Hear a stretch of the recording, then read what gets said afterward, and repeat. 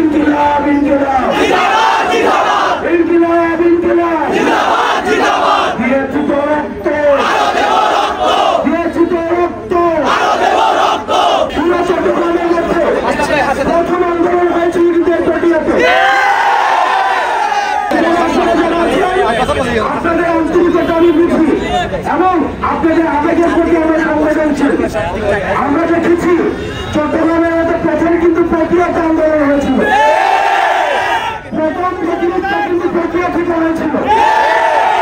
প্রক্রিয়ার মানুষ কিন্তু সর্বপ্রথম এই বীর চট্টগ্রামের মধ্যে যারা হচ্ছে আওয়ামী বেশিরভাগী রেজিমের বিরুদ্ধে যখন মানুষ কথা বলতে ভয় পেত, সর্বপ্রথম জীবনকে হাতে নিয়ে তারা হচ্ছে রাস্তায় নেমে এসেছিল।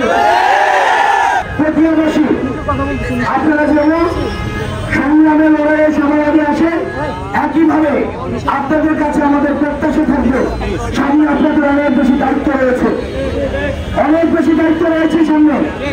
সামনে কিন্তু সংকট, আপনারা কি ভাবছেন যে সংকট সমাধান হয়ে গিয়েছে? সামনে আরো সংকট রয়েছে। আপনারা জানেন প্রতিনিয়ত দেশে বিদেশি ষড়যন্ত্র চারিদিকে অব্যাহত রয়েছে, প্রতিনিয়ত আমাদের মধ্যে বিভাজন ধরানোর চেষ্টা করা হয়, প্রতিনিয়ত আমাদের মধ্যে আমরা ফেসিবাদের সময় যারা কাঁধে কাঁধে লড়াই, কাঁধে কাঁধ মিলিয়ে আমরা লড়াই করেছি, এখন দেখা যাচ্ছে আমাদের মধ্যে বিভাজন তৈরি হচ্ছে।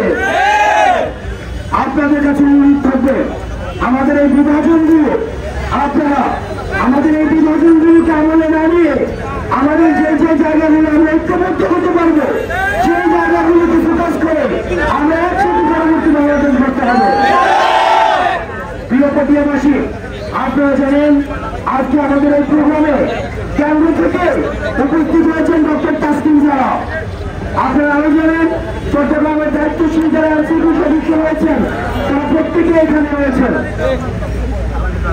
আপনারা দেখেছেন এখানে মাদ্রাসা পড়ুয়া শিক্ষার্থী রয়েছে, এখানে স্কুল পড়ুয়া শিক্ষার্থী রয়েছে, এখানে বাজারের মানুষ আছেন, এখানে ব্যবসায়ী রয়েছেন, শিক্ষক রয়েছেন, এখানে প্রাথমিক রয়েছেন।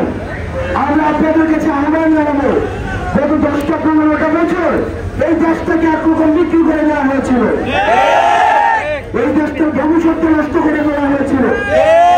আপনারা যদি একসাথে থাকেন, আমরা যদি ঐক্যবদ্ধ থাকি, তাহলে আমরা একসাথে আমরা একটা সুন্দর বাংলাদেশ করতে পারবো।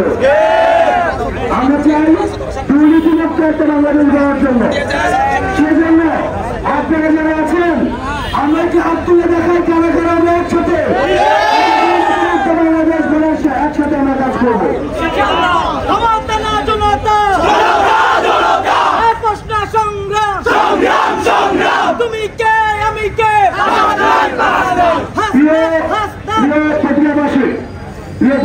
আপনাদের সামনে যে রাস্তাটা আছে এই রাস্তাটা আপনাদের সামনে দিয়ে গিয়েছে। আপনারা কি জানেন আপনাদের এই রাস্তার দায়িত্ব এখন বর্তমানে যিনি আছেন আমি চট্টগ্রামে, এই উপদেষ্টার বাড়ি কোথায়? এই সড়কের দায়িত্ব যিনি আছেন ওনার বাড়ি কোথায়? চট্টগ্রামের উপদেষ্টা থাকা সত্ত্বেও যদি আপনাদের এই সিঙ্গেল লেন রাস্তা থাকে তাহলে সেটা পটিয়াবাসীর জন্য দুর্ভাগ্য।